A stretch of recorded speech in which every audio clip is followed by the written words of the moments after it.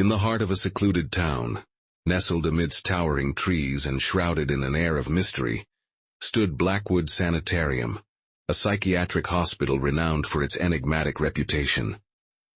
The patients within its walls whispered tales of monstrous entities lurking in the shadows, their eyes glowing with malevolent intent. Dr. Evelyn Blackwood, the esteemed director of the hospital, dismissed these claims as mere delusions, the product of troubled minds. Yet the staff couldn't shake off the unease that lingered in the air, a sense of dread that seemed to emanate from the depths of the asylum.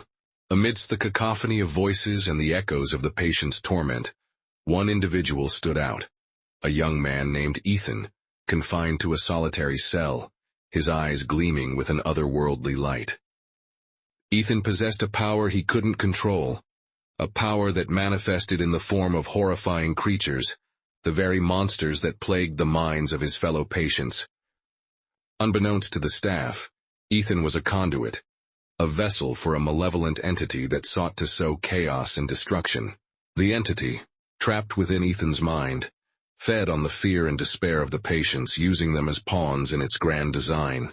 The entity orchestrated the patients' visions, weaving intricate tales of terror, manipulating their fragile minds into believing the impossible.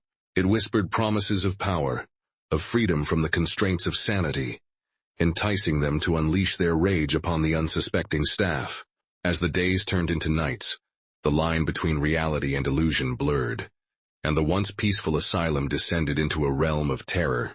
The patients, driven by the entity's influence, became instruments of its malevolent will, their eyes filled with a chilling determination as they carried out its gruesome agenda. Dr. Blackwood and her staff, oblivious to the true nature of the threat, were left to grapple with the escalating violence, their efforts to contain the chaos proving futile. The entity, growing stronger with each passing day, reveled in the chaos it had created, its laughter echoing through the halls of the asylum, a chilling testament to its malevolent power. The fate of Blackwood Sanitarium hung in the balance, teetering on the precipice of utter destruction. As the entity's grip tightened, the line between sanity and madness grew increasingly blurred. One by one the patients attacked. The staff couldn't stop the onslaught. The patients would do unspeakable things. One staff member was torn limb from limb, only succumbing to death after having his head removed. Another staff member was eaten alive. For the rest, their screams could be heard throughout the halls. But now Ethan had Dr. Blackwood trapped in her office. Dr. Blackwood pleaded for her life, asking why Ethan was doing this.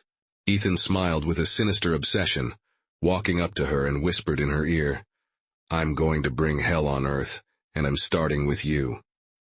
Ethan grabbed Dr. Blackwood by her head and lifted her up, squeezing.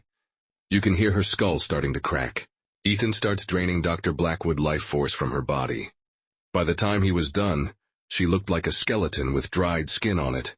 Ethan drops her to the floor and starts walking through the sanitarium, walking past the other patients, torturing the staff with a smile on his face. He walks outside and turns to face the hospital.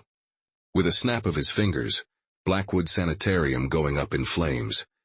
He walks into the woods as it burns down, looking at the blood moon, looking forward to the world he is about to plunge into terror and chaos.